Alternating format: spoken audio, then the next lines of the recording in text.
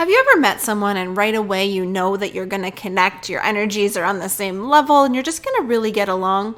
Well, that's exactly what happened one day while I was hanging out at a gap year fair, and today's guest came right up to the table and started chatting all things gap year. Today, we're going to be talking all about what it's like to take an adult gap year and why young people should consider doing it earlier on. Take a listen.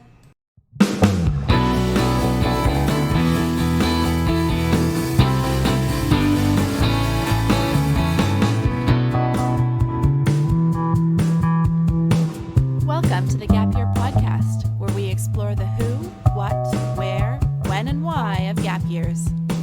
It's real people sharing their stories, ideas, and experts diving deep into how you can make the right decisions in order to have a meaningful gap year. This is the place to be no matter where you are on your gap year journey. I'm Michelle Dittmer, your resident gap year expert. Let's jump right in.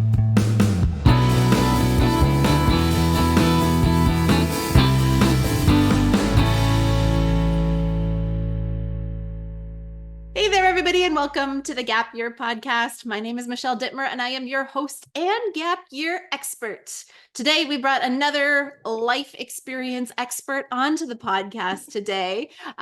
So thrilled. We actually met once upon a time at a Gap Year fair, and I think we got chatting for a bit. And we had lots to say, and I said, nope, time out. Let's record this and share it, because this is really amazing gold that everybody should hear. So I'm going to welcome Sukaina to our podcast today. Thank you so much for joining me. Thank you so much, Michelle. I really appreciate you calling me on to talk about the gap year. I love the concept, and I'm excited to share my experience with you. Speaking of your experience, why don't you give us a little bit of your story? Because I think this is really what kicked it off for us. Why don't you give us that lead up to where you are today? Okay. So I'll just let you know right now, I own a commercial bakery with my family. So I'm a little bit more grounded in Toronto at the moment. But prior to that, I just always enjoyed the idea of traveling and just going to meet people. And I think during our conversation, which was funny because in actuality, I had just brought my nephew to the fair to kind of get him on board on at least think outside the box a little. It doesn't have to be so rigid, finish high school, go to university, whatever. And it's great if certain people want to choose that path, perfect. But there are other options that are available, and which is great that your organization kind of promotes and helps to cultivate for people, which I really liked. And it was during that time, and even speaking to him, I was like, why am I such a big proponent of it? Right. And it was just, from my experiences of traveling, I just have found that I'm a different person every time I come back. And every time I've lived in a different place, it's like I take a part of that and I grow. And that's what I have found in regards to embarking on something like that. And my story is I didn't do it as a youngster after high school. And I think when during our conversation, I had mentioned we didn't have a lot of this growing up. There was no concept, hey, take a gap year. It's like, no, go to school, go to university, and then, like, whatever the next trajectory in life is.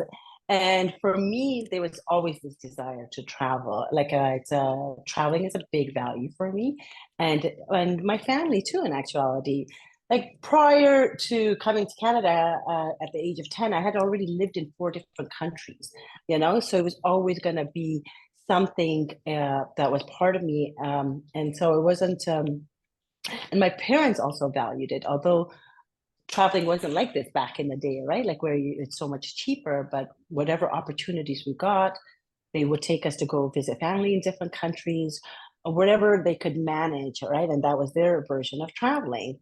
But I wanted to go beyond that one after I had reached a certain age. And so to me, like I started saving up money and I then started going on small trips. And I even went away to work in the States for a year because I wanted to experience something different. All right. And that was a humongous opportunity for growth, right? So, and then I had a recent, like just about 7, 8 years ago, which was the one I was telling you about, where I ended up living in Portugal for 2 years. Yeah. That's amazing. Yeah, I think Yeah. for some of us it was seeded so young, this Yeah. this wanderlust that we have, or this desire to see and experience different things. And for some people it comes a little bit later in life, when they've built up some confidence, and Yes. maybe they got a little bored of what's been happening, and they want to infuse some adventure and excitement. So regardless of when you get bitten by the travel bug, it is something that is so fundamentally transformative, Hmm. that and we always say, like, you don't have to travel on your gap year, but many young people do. Yeah. And really, it's so much more than just getting on an airplane and going somewhere. It's learning to be self-sufficient. It is learning how to navigate new cultures. It is learning how to meet people out in the city and talk to them. It is about understanding different walks of life and how vast and fantastic our world is. And it really is just such a great thing. So I am totally behind traveling at any age or stage in life. Yeah. So Absolutely. tell me a little bit more in detail about your adult gap year, the one that ended you in Okay. Portugal. How did that come about, and what did you do? So I had gone on one of my travels. I had gone to Europe and had gone to Spain, and I was then felt like there was like a burning desire to live in Europe. Okay, and it took some time. I wasn't making it happen, and so a little bit about me is I come from East Africa, and one of the countries I come from was colonized by the Portuguese. So I have that in my background, and shortly after my father passed away, there was this desire to kind of know that part of him. Like we were South Asians, but we have this European influence, and like we're kind of mixed up. And so it was like, I know that part of dad, but what's this other side that kind of also influenced him, right? And so I was like, why not go to Portugal? And once that opened up, I was like, I have a lot of network there. I have my mother has contacts, and I was like, wow, this is amazing, right? Like it's a lot easier to do. It's a lot cheaper to do because there was so many people that I knew, and that I found really helped that decision. And also, I didn't speak Portuguese. My mother speaks Portuguese, and I thought this would be a great opportunity to also learn this language in which I carry a passport for. And so then I was like, okay. So I decided I was going to go for about 6 months, but I loved it so much that I came back 2.5 years later. One of the reasons I was able to do that was because I had chosen a country that had such a vast network, a safety net, in the sense that the amount of people that I knew, and literally the people that I met there through my mother, and outside of that, but the people that I met there are my family. Like when I go there, it's like my new family there, and it's like become a home, right? And so because I had that connection, but during that time frame, I met loads of different people, okay, like different walks of life. And the interesting thing was, because I was there for such a long time, and I was choosing to learn Portuguese, I took classes in different settings. So I started off at the Universidade de Lisboa, which is the University of Lisbon, and so then I had all the young people coming in from France and coming in from Italy and coming in from Spain on a summer program just to learn the language. And I was like, oh, this is exciting. I wish I'd been able to do that, because they were just able to socialize. Not that they wouldn't include us, but it just seemed more seamless in terms of their socialization. And also, I don't necessarily want to be up till 7 o'clock in the morning party. Okay. Like, I mean, I wanted to when I was 20, There but was a not so much. time. There was a Exactly. time, but that has passed. Right. Yeah. Exactly. I'm like, I kind of need sleep, guys. So, you know, So then it was the beautiful people, fun to talk to, right? But you could see that's the stage of life that you're at. And I loved it. I love that Europe really promotes this, and I think even Australia I was listening to, they really promote this idea of a gap year. Go somewhere, meet different people, learn a language, and expand your horizons. And I could see that, like I just talking to these people. And I luckily there were a few people who were in the same kind of boat that I was. So I was able to become friends with them. So it was kind of nice. And then I took a class, like a night class, which was more for immigrants. So I saw those people coming in to Portugal from different walks of life, different countries, and who are trying to settle there, right? So it's like adults now, but kind of, and it gave me an appreciation of what my parents would have had to go through when they came to England and came to Canada to learn a language and to find your way and navigate in a new country. So I had a lot of empathy for them, and and I had a lot of respect. I really got a chance to understand my parents at a level that I didn't get to see at that point. And so it was an appreciation that, wow, like, thank you so much for going through the struggles so that we didn't have to do that, right? Like, you don't necessarily see those struggles from your parents when they've done that for you. But this was a unique opportunity for me to see that. So it was fantastic. It was like, and then then just different classes. So I would meet different walks of life. I met a woman who was older, so it was exciting, and she went to Thailand to learn Thai for a year, and then she was in Portugal. It's like, you are a kindred spirit friend, right? I'm like, I should follow you, but I'm like, I don't have enough money right now. So that also becomes a factor. But it was just fantastic just to see so many different people from different walks of life, and it just opens up your mind. It's exciting. It doesn't have to be one way or one path. Forge your own, right? That's what it's about. So I loved it. Yeah. And I want to circle Yeah, back to one of the things that you said about as like a family with immigrant parents and appreciating what they went through. We get a yeah, lot of first gen Canadians coming, and the parents are opposed to the idea of a gap year. yeah, And when I'm speaking with them, that's one of the things that I often talk about yeah. is you're setting your family up for such a great life, and this is an opportunity for them to appreciate what you have done. And so it's nice to hear that you had that experience, that you were able to empathize with and Yeah. appreciate more some of the sacrifices and some of the obstacles that they overcame Yes. to set you up, which I think is just so beautiful.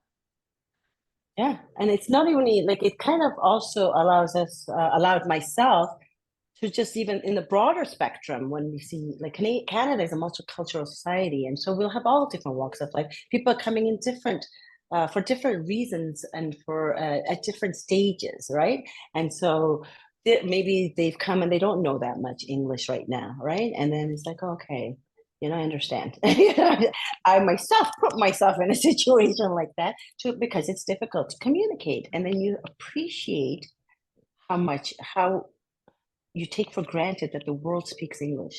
Like, I Mhm. really took that for granted. And I could see that other people who don't necessarily have English, and then they're trying to learn a language, and how challenging it is. Because today you and I can fly anywhere, and we will find somebody who speaks English. But until you get that, and so then to go to a different country and put myself in a situation where I need to communicate something, and although predominantly the youngsters in most countries you'll find speak English, but then if I have to go to the doctor, now I'm staying there for 2 years, so I will have some issues, and it allowed me to see the whole spectrum of trying to live in Portugal at this point. So it wasn't just a gap year; it kind of went a little bit beyond in that sense.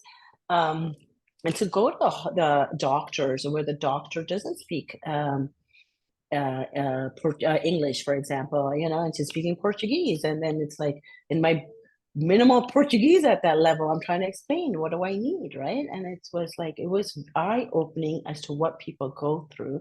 and to appreciate that it is challenging. It's not just easy to go anywhere, and it takes time, So it allowed me to see these type of things that I may not have just being in one spot, right? And taking things type of for granted. So Yeah. And I want to look at the decision to go to Portugal because I think that was like a very reasonable, logical decision.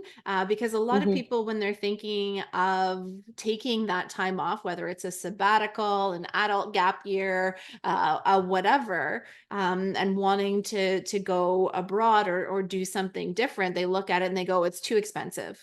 I could never ever afford to do that." And while there is some cost, there's ways of lowering the cost. And I think you really demonstrated one, you have to look at your network. Who do I yeah. know? Who is out Mhm, there? Who can I stay with? Who's going to support me in this? And that like accommodation alone, if you could get yeah. that covered, it Yeah, brings the cost way, way, way, way, way down. yeah. Um, so what other things would you kind of counsel other people who are looking to spend an adult gap year? What advice would you give them? So I think it was important to recognize why did I want to do this? Okay, and so because as I said before, I'd gone to Spain. I was like, oh, and it wasn't happening. So until like I found a motivating reason enough, and so I was like, oh, I'd actually like to explore this part of my life, my roots, right? And it kind of motivated me to say, and then I was like, oh, this gives me an opportunity to also learn a language. Although I speak to my mother in English and in Indian dialect called Gujarati, it's something even more so, right? Like it's not like I can't communicate with her, but this is a language that she also knows. So it's like, oh, this would be kind of cool to know this as well, because this is part of my heritage now. So that once I had like kind of what I wanted to out of it, it kind of helped in that sense. And so I think one has to decide, what do you want to go there for? Okay. And yes, definitely look at your network. How long do you think, with the amount that you've saved, can you go there for? But depending on like the people that you know, what you might like, and ask for help. And that's the thing that I had to learn how to do there, because I had to ask for help all the time with people I didn't know or people I just met. Like, how do I do this? Or can you tell me how to take this bus? Or how, and to navigate. And people love helping people. Like we really don't. You don't realize that, And it's like, oh, okay. Like it's nothing. Like it's not like, oh my God, you burden me or something like that. They really like, you quite enjoy helping people, and then they'll guide you, and then if you'll ask another person. So, and I thought that was really nice to see, right? And yeah, so I would suggest, if somebody wants to take a adult gap year, why do you want to take it? And and just do it, because I waited a long time and then I just did it. And one of the reasons I did it was because I also was deciding, like, if I stay, we have a family business, I need to put more focus on there. I'm not going to go. Then I knew, then I would have to invest. Not that I could never go, but I would have to invest a certain amount of time now. This is what I've chosen for the next little while, right?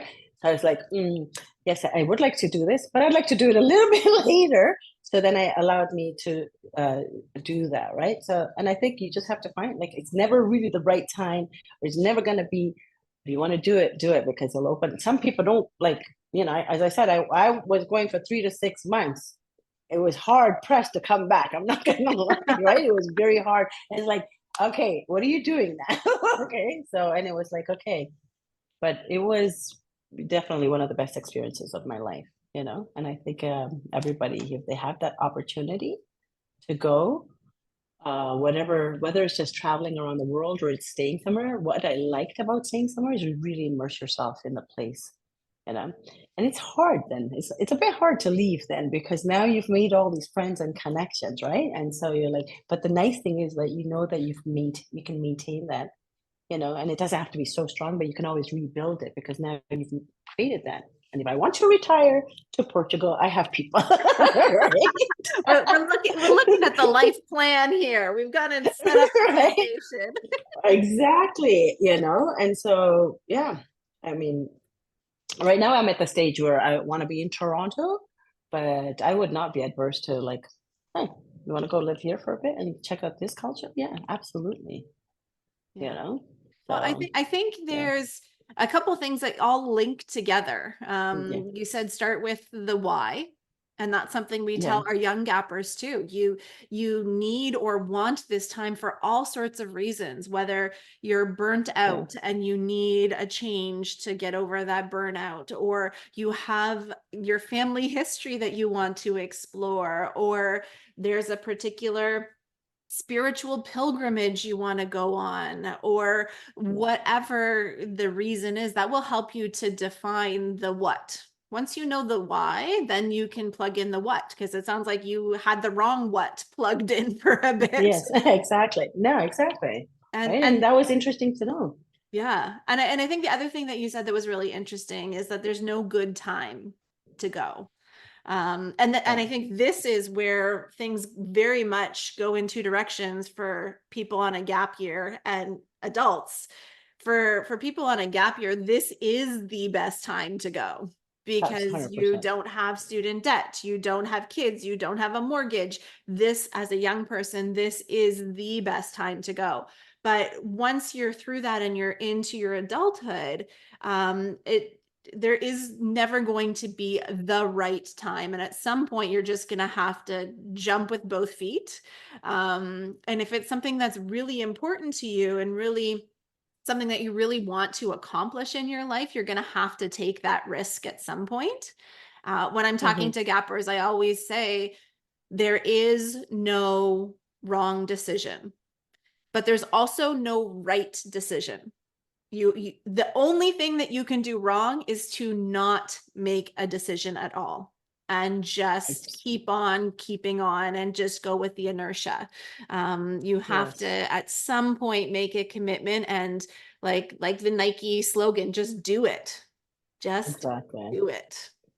Absolutely. And to just add to your point in terms of timing, I agree in terms of the timing for high schoolers and like going in the transition between.